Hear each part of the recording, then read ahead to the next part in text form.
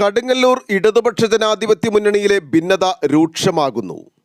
കിഴക്കേ കടുങ്ങല്ലൂർ സഹകരണ ബാങ്കിലേക്കുള്ള തെരഞ്ഞെടുപ്പ് കഴിഞ്ഞതോടെ കടുങ്ങല്ലൂർ പഞ്ചായത്തിലെ CPM-CPI ബന്ധത്തിലെ വിള്ളൽ പുറത്തു വന്നുകൊണ്ടിരിക്കുകയാണ്.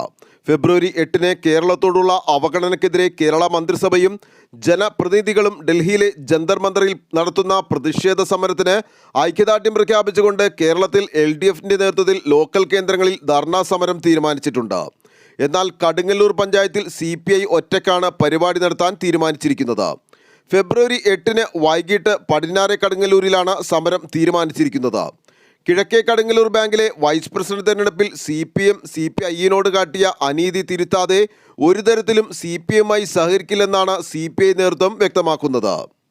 ആലുവ ലൈവ് ന്യൂസിനു വേണ്ടി സിദ്ദീഖ് കാരക്കാടനൊപ്പം സനൂപ് കളമശ്ശേരി.